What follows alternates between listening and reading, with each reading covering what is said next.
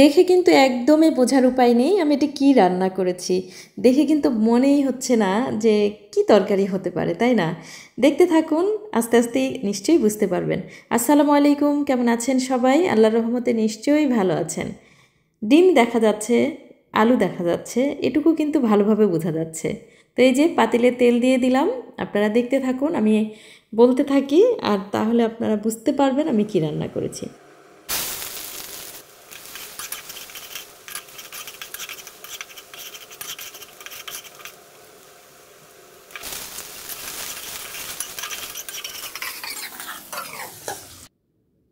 আলুগুলো সুন্দর করে ভাজার পর এই যে ডাল দিয়ে দিব এখন, মসুরের ডাল। হ্যাঁ, ডালটা একটু পানি দিয়ে ধুয়ে সুন্দর করে ধোয়ার পর একটু ভিজিয়ে রেখেছিলাম, এই ভেজানো ডালটা দিয়ে দিলাম। যদি ডালটা খুব বেশি ভালো হয়, অনেক সময় অনেক ডাল অনেক বেশি ভালো হয়, ভিজাতেও হয় না, তাহলে ভেজানোর ঝামেলাটাও থাকে না।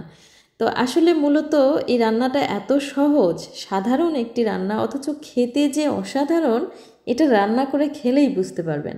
বিশেষ করে আমি বলি, যারা নতুন রান্না শিখছেন, হয়তো শর্টকাট রান্না চাইছেন, অথবা যারা ছাত্র অবস্থায় হোস্টেলে আছেন, অথবা সাবলেট থাকেন, অথবা মেসে থাকেন, শর্টকাট রান্না এটার মতো হয় না।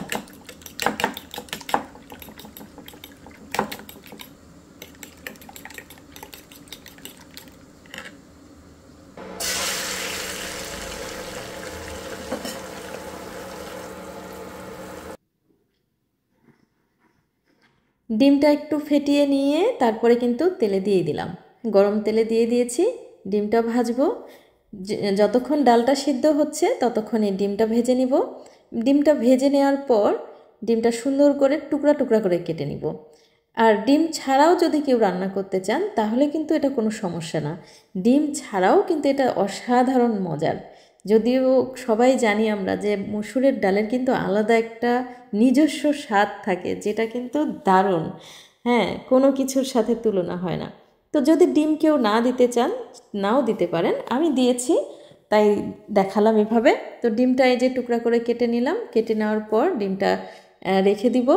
আর ওদিকে তো ডালটা সিদ্ধ হচ্ছে, ডালটা সিদ্ধ হওয়ার পর এই যে দেখেন ডালের পানিটা একদম শুকিয়ে গিয়েছে, ভালোভাবে সিদ্ধ হয়ে গিয়েছে। এটা একটু সুন্দরভাবে কষিয়ে নেব।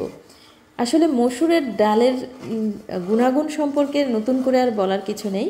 প্রচুর পরিমাণ উদ্ভিজ্জ আমিষ যেটা বলে 100% মসুরের ডালে পাওয়া যায়। আমরা তো বাঙালিরা মসুরের ডালকে তো কি বলবো যে গরিবের মাংস বলি, তাই না? যে গরিবের মাংস, যারা মাংস আমরা খেতে পারি না সাধারণত, তারা কিন্তু এই ডাল দিয়েই কাজ চালাতে পারে, তাই না? তো এই যে বললাম ছাত্রদের অবস্থা, আমি কিন্তু দীর্ঘ ছাত্র জীবনে আমার এটার অভিজ্ঞতা আছে। আমি সপ্তাহে 5 দিনই এই ডাল রান্নাটা খেয়েছি। এটা কেউ যদি বিশ্বাস না করেন তাহলে মানে নিজেরা ট্রাই করে দেখবেন, এটা সপ্তাহে 5 দিনই আমি খেয়েছি। আমার ছাত্র জীবনের অভিজ্ঞতা আজকে আপনাদের সাথে শেয়ার করলাম। আশা করছি ছাত্রছাত্রী যারা দেখবেন তাদের কিন্তু বেশ উপকার হবে। আর আমাকে তো মানে করজোড়ে থ্যাঙ্কস না বললে হবে না। হ্যাঁ, তো যাই হোক, এই যে ডালের বলক এসেছে, পানি দিয়ে দেওয়ার পরে একটু ঢাকা দিয়ে রেখেছিলাম, ডালের বলক এসেছে। এখন যেটা করব সেটা হলো ডিমটা দিয়ে দিব। ডিমটা এই ডালের মধ্যে, পানিটাও দিয়ে দিয়েছি, লবণ টবণ দেখা হয়ে গিয়েছে। এই যে ডালের যখন বলক এসেছে তখন কিন্তু আস্তে আস্তে করে ডিমগুলো এরকম ছেড়ে দিতে হবে। ডিমগুলো কিন্তু খেয়াল করেন, ডিমগুলো যেরকম করে ভেজেছি এগুলো কিন্তু ডাবল হয়ে যাবে ফুলে। হ্যাঁ, ডিমগুলো দেখলেই বুঝতে পারবেন এই যে যখন ছেড়ে দিচ্ছি তখন কি অবস্থায় আছে, আর এরপর যখন ভালোভাবে আরও বলক আসবে তখন কেমন হবে, এটা কিন্তু দেখলেই বুঝতে পারবেন। তো দারুণ একটি স্বাদের মজার রেসিপি, কি বলবো, পরিপূর্ণ পুষ্টিগুণ সম্পন্ন একটা রেসিপি, যা বলে বোঝানো যাবে না। সবার জন্য, বড় ছোট শিশু বৃদ্ধ সবার জন্য পুষ্টিকর একটি স্বাভাবিক রেসিপি, পুষ্টিকর কিন্তু স্বাভাবিক একটি রেসিপি। তো যাই হোক, সবার জন্য অনেক অনেক শুভকামনা। এই যে দেখেন ডালের বলকটা কিন্তু চলে এসেছে, ডালটা কিন্তু দারুণভাবে বলক হচ্ছে, আর ডিমগুলো কিন্তু বেশ ফুলেছে। হ্যাঁ,